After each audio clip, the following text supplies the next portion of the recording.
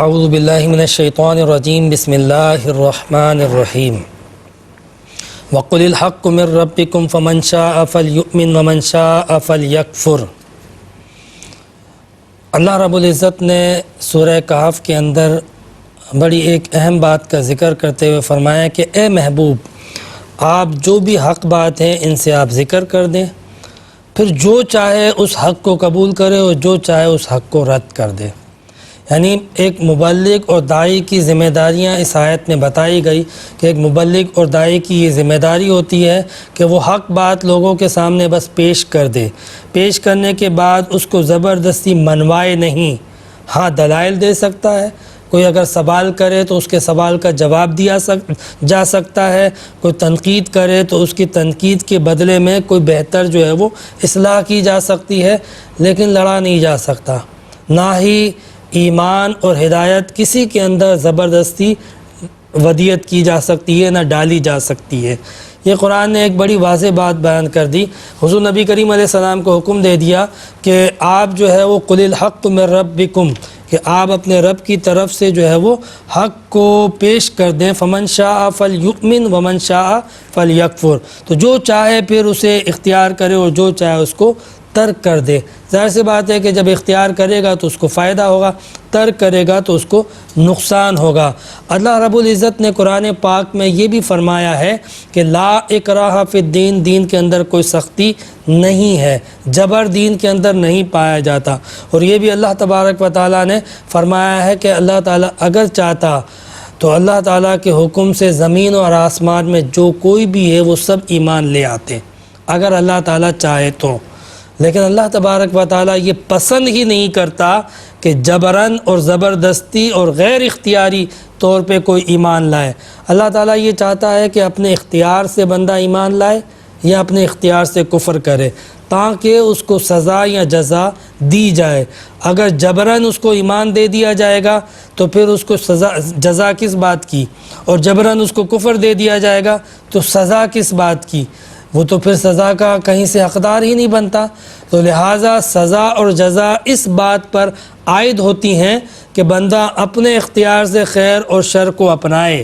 جب اپنے اختیار سے اپنائے گا تو پھر وہ حقدار بنے گا سزا یا جزا کا۔ پھر آگے اللہ رب العزت نے فرمایا کہ بے شک جو لوگ ایمان لائے اور عمل صالح کیے، ہم نہیں ضائع کرتے ہیں ایمان لانے والوں کے اعمال صالحہ کو۔ یعنی ایمان لانے کے بعد اگر کوئی بندہ نیکی کرتا ہے اور یہ سمجھتا ہے کہ نیکی کا مجھے کوئی فائدہ نہیں ہوا، تو یہ بہت بڑی غلط فہمی ہے کہ جو نیکی بھی آپ کرتے ہو وہ نیکی باقاعدہ آپ کو فائدہ فراہم کرتی ہے، اس کا کوئی نقصان نہیں ہوتا آپ کو، نہ وہ ضائع جاتی ہے، نہ وہ رائگاں جاتی ہے، نہ وہ بیکار جاتی ہے۔ یہ محاورہ ہے نیکی کر دریا میں ڈال۔ تو اس محاورے کا اگر یہ مطلب ہے کہ نیکی کر کے بندہ بھول جائے پھر تو درست ہے۔ بھولنے سے مراد یہ ہے کہ وہ کہیں نہیں جاتی ہے، یا آخرت میں اس کا بڑا عظیم ثواب ملے گا، یا دنیا میں کسی مشکل مرحلے پر اس کا صلہ مل جائے گا، یا پھر اس نیکی کی وجہ سے اسی وقت فوری طور پہ اللہ تبارک و تعالیٰ کی رحمتوں کا، برکتوں کا، نعمتوں کا نزول ہوگا۔ اور میرا یہ ایمان ہے کہ ان تینوں جگہ پر نیکی کا صلہ ملے گا، دنیا میں بھی ملے گا، اس وقت بھی ملے گا، آئندہ بھی ملے گا، اور قیامت میں بھی ملے گا۔ نیکی وہ چیز ہوتی ہے۔ لہٰذا آپ یہ مت سمجھیں کہ اگر ایک بار منہ سے لفظ اللہ نکلا تو اس کی روحانیت اور اس کا اجر و ثواب آپ کو اپنے احاطے میں لے لیتا ہے۔ ایسے ہی تو نہیں تھا کہ حضرت ابراہیم نے جب اللہ کا نام سنا تھا تو اس نام پر اپنی ساری دولت قربان کرنے کے لیے تیار تھے کہ یار یہ کس محبوب کا نام آ چکا، سن لیا میں نے۔ تو یہ اللہ کا نام، اللہ کا ذکر، اللہ کی عبادت، نیکی اتنی طاقتور چیز ہے کہ بندہ جو ہے اس کا احاطہ اور اس کی حقیقت کا اندازہ نہیں لگا سکتا۔ اس لیے اللہ رب العزت نے یہ واضح طور پہ فرما دیا، ان الذین آمنوا وعملوا الصالحات انا لا نضیع اجر من احسن عملا، بے شک جن لوگوں نے نیک عمل کیے ہیں تو ان کا اجر ہم ضائع نہیں کرتے ہیں۔ ہر نیکی جو ہے وہ بندے کے لیے محفوظ ہو جاتی ہے، اور وہ نیکی برائی سے مقابلہ کرتی ہے، اس کی برائیوں سے لڑتی ہے اور برائیوں سے اس کو محفوظ کرتی ہے۔ سو نیکی کرنے والے ہمیشہ اس خیال میں رہیں کہ انشاءاللہ ان کی نیکی اس ایمان اور اس یقین میں رہیں کہ کہیں چپکے سے بھی تنہائی میں بھی اگر کوئی بھلائی کی ہے تو وہ انشاءاللہ اس کا صلہ پائے گا۔ پھر اللہ رب العزت نے فرمایا کہ المال والبنون زینت الحیات الدنیا والباقیات الصالحات خیر عند ربک ثوابا وخیر عملا۔ اس جگہ پہ اللہ تبارک و تعالیٰ نے یہ بتایا کہ مال و دولت جو ہے وہ بزرگی اور پرہیزگاری اور تقوی کا معیار نہیں ہے دنیاوی نعمتیں، بلکہ تقوی اور پرہیزگاری کا معیار اخروی نعمتیں ہیں۔ اگر بندے کے پاس دنیاوی نعمتیں ہیں، دنیا کی نعمت کا ملنا اچھی بات ہے، لیکن یاد رہے کہ دنیا کی نعمت اللہ تعالیٰ ہر کسی کو دیتا ہے، آخرت کی نعمت اللہ تعالیٰ کسی کو دیتا ہے، ہر کسی کو نہیں دیتا۔ تو بزرگی کا معیار آخرت کی نعمت ہے، نہ کہ دنیاوی نعمت۔ المال والبنون زینت الحیات الدنیا، مال اور دنیاوی نعمتیں، اولاد، یہ سب کی سب جو ہے وہ دنیا کے زینت اور دنیا کی نعمتیں ہیں۔ آخرت کی نعمت، باقی رہنے والی نعمت، وہ اچھی باتیں، اچھے اعمال، اچھے اخلاق، اچھے کردار ہیں۔ تو ہمیں آخرت کی نعمت کو بھی اللہ تعالیٰ سے طلب کرنا چاہیے، اس کا تقاضا کرنا چاہیے، اس کو اختیار کرنا چاہیے اور اسے اپنانا چاہیے اور جمع کرنا چاہیے۔ ایسا نہ ہو کہ ہم دنیاوی دولت تو جمع کرتے رہے اور آخرت کی نعمت ہمارے پاس بالکل خالی ہو اور اس سے ہم بالکل عاری ہوں۔ ایسا نہیں ہونا چاہیے۔ دنیاوی دولت کو جو لوگ تقوی اور بزرگی کا معیار تصور کرتے ہیں اور وہ یہ سمجھتے ہیں کہ دیکھیں اللہ تبارک و تعالیٰ ہم سے کتنا پیار کرتا ہے، کتنی محبت کرتا ہے کہ ہم پر اتنی نعمتیں نچھاور کرتا ہے، تو یہ غلط ہے۔ ہو سکتا ہے کہ یہ نعمتیں آخرت میں پکڑ کا باعث بنے، اور یہ بھی ہو سکتا ہے کہ یہ نعمتیں جو ہے وہ حساب و کتاب کا باعث بنے اور اس کا حساب نہ دیا جا سکے۔ تو لہٰذا یہ سمجھ لینا کہ نعمتیں ملی ہیں تو اللہ تعالیٰ ہم سے زیادہ پیار کرتا ہے، غلط ہے۔ بلکہ ان نعمتوں کا اگر صحیح استعمال کیا، ان نعمتوں کو غریبوں میں تقسیم کیا، ان نعمتوں کے ذریعے تعیشات کے بجائے، گناہوں کے بجائے تقوی و پرہیزگاری اختیار کی، اور ان نعمتوں کو ان کاموں میں استعمال کیا جن کاموں کا حکم دیا گیا تھا، اموال کو ضرورت مندوں کے لیے استعمال کیا، اولاد کو اللہ تبارک و تعالیٰ کے دین کے قیام کے لیے، تبلیغ کے لیے استعمال کیا، پھر تو واقعتاً بزرگی تھی۔ لیکن اگر یہی نعمتیں اپنے تعیشات کے لیے، اپنی طاقت اور اپنی بڑھائی کے لیے، اپنے فائدے کے لیے، دنیاوی مقاصد کے لیے استعمال ہوئی تو پھر یہ نعمت نہیں، یہ زحمت تھی۔ تو لہٰذا یہ تصور قرآن پاک کی ان آیات سے واضح ہو گیا۔ المال والبنون زینت الحیات الدنیا والباقیات الصالحات۔ تو یہ ذہن میں رہے کہ جو باقی رہنے والی نعمتیں ہیں وہ عمل صالح اور اچھی باتیں ہیں۔ پھر اس کے بعد اللہ رب العزت نے ایک اور بات بیان فرمائی کہ وَلَقَدْ صَرَّفْنَا فِي هَذَا الْقُرْآنِ لِلنَّاسِ مِنْ كُلِّ مَثَلٍ، کہ بے شک ہم نے اس قرآن میں پھیر پھیر کے، پلٹ کے مختلف قسم کی مثالیں بیان کی ہے۔ یعنی ہم قرآن پاک کو اگر دیکھیں تو قرآن پاک جو ہے وہ کبھی ہمیں سابقہ اقوام کے قصص بیان کر رہا ہوتا ہے، کبھی ہمیں مکھی اور شہد کی مکھی کی مثال ذکر کرتا ہے، کبھی ہمیں مچھر کی مثال دے رہا ہوتا ہے، کبھی ہمیں کسی بستی کی مثال دے رہا ہوتا ہے، کبھی ہمیں جو ہے وہ ان گناہ گاروں کی مثال دے رہا ہوتا ہے جو کہ اللہ تبارک و تعالیٰ کے نافرمان اور متکبر تھے، اور کبھی اللہ تبارک و تعالیٰ ان لوگوں کی مثال دیتا ہے کہ جن پر اللہ کی نعمت ہوئی مگر انہوں نے قدر نہ کی۔ تو یہ قرآن پاک ہمیں طرح طرح کی مثالیں دے رہا ہے اور پھیر پھیر کے دے رہا ہے کہ کس کس طرح کے لوگ اس دنیا میں ہیں، کس طرح کی قومیں اس دنیا میں ہیں، کس طرح کے اعمال اس دنیا میں ہیں،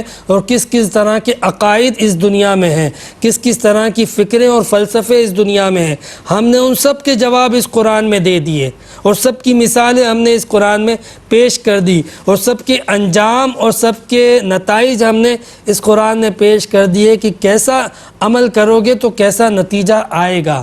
تو یہ بات اللہ رب العزت اس ایک آیت کے اندر سمجھا دی کہ ہم نے وَلَقَدْ صَرَّفْنَا فِي هَذَا الْقُرْآنِ لِلنَّاسِ مِنْ كُلِّ مَثَلٍ، کہ پھیر پھیر کے ہم نے جو ہے وہ اس قرآن کے اندر مختلف مثالوں کو پیش کر دیا تاکہ ہم تمہیں سمجھائیں کہ کیا ہے حقیقت اور ہدایت۔ پھر اللہ رب العزت نے متصلاً فرمایا وَكَانَ الْإِنسَانُ أَكْثَرَ شَيْءٍ جَدَلًا، لیکن یہ انسان کے افسوس کہ اکثر جھگڑالو نکلتا ہے، یعنی عموماً لڑتا ہے، جھگڑتا ہے۔ اللہ تبارک و تعالیٰ نے ہدایت دی، پیغمبر بھیجے اور باقاعدہ اپنی نشانیاں دکھائیں، لیکن بندہ ہے کہ ان نشانیوں کو تسلیم کرنے کے بجائے، بندہ ہے کہ اللہ تعالیٰ نے جو اس کائنات کے اندر اپنے دلائل قائم کیے، اپنی نشانیاں ظاہر فرمائیں، ان سے نصیحت پکڑنے کے بجائے، ان سے عبرت حاصل کرنے کے بجائے، ان سے عقل حاصل کرنے کے بجائے، سیکھنے کے بجائے تنقید اور بحث میں لگ گیا، بحث و مباحثے میں لگ گیا۔ تو انسان کی ایک صفت بیان کی گئی، اور خاص طور پہ مفسرین نے کہا کہ یہ جو جدلہ کا جو لفظ ہے نا، جھگڑالو کا، یہ نضر بن حارث کے لیے استعمال ہوا ہے، یہ خاص طور پہ اس کے لیے کہ یہ آخر تک نبی کریم صلی اللہ علیہ وسلم سے جھگڑتا رہا اور ضد کرتا رہا، اپنے کفر پہ اڑا رہا، طرح طرح کے دلائل اس کو دیے گئے، اس کو جوابات دیے گئے، نشانیاں پیش کی گئیں، مگر ایک چیز طے کر لی تھی کہ نہیں ماننا تو نہیں ماننا، وہ جھگڑتا رہا، اس سے نہیں مانا۔ تو اللہ رب العزت نے تو بہرحال ہدایت دے دی، اب انسان کی مرضی ہے کہ وہ ہدایت کو قبول کرتا ہے، ان دلائل کو آنکھیں کھول کر دیکھتا ہے، یا وہی تعصب کے چشمے لگا کے رکھتا ہے، یہ بندے کی مرضی ہے۔ پھر اس کے بعد اس صورت کے اندر اللہ تبارک و تعالیٰ نے حضرت موسیٰ علیہ السلام اور حضرت خضر علیہ السلام کی ملاقات کا واقعہ ذکر کیا۔ چونکہ وقت قلیل ہے، میں صرف ملاقات کے اسباب پر اکتفا کروں گا۔ قرآن پاک کی آیت ہے وَإِذْ قَالَ مُوسَىٰ لِفَتَاهُ لا ابرح حتى ابلغ مجمع البحرین او امضی عقبا۔ حضرت موسیٰ علیہ السلام نے اپنے خادم سے کہا، یعنی یوشع بن نون سے، کہ میں اس وقت تک سفر کرتا رہوں گا جب مجمع البحرین سے کی جگہ پہ نہ پہنچ جاؤں جہاں دو دریا ملتے ہیں۔ اصل میں حضرت موسیٰ علیہ السلام نے یہ بات اس لیے کہی تھی کہ حضرت موسیٰ علیہ السلام کو اللہ تعالیٰ نے اپنے خاص بندے سے ملاقات کی جگہ بیان کی تھی کہ اس جگہ پہ میرا وہ خاص بندہ ملے گا، اور اس خاص بندے کو ملاقات کے لیے اللہ تبارک و تعالیٰ نے اس لیے ذکر کیا تھا کہ حضرت موسیٰ علیہ السلام ایک موقع پر بیان کر رہے تھے، لوگوں کو واعظ کر رہے تھے، نصیحت کر رہے تھے، اور بڑے جامع انداز میں تبلیغ فرما رہے تھے کہ ایک شخص نے حضرت موسیٰ علیہ السلام سے یہ کہا کہ اے موسیٰ، آپ جس انداز سے گفتگو کرتے ہیں، کیا اس روئے زمین پر آپ سے بڑھ کر بھی ہو سکتا ہے کوئی؟ تو حضرت موسیٰ علیہ السلام نے فرمایا کہ یہ اللہ تعالیٰ کا شکر ہے کہ میں ہی ہوں۔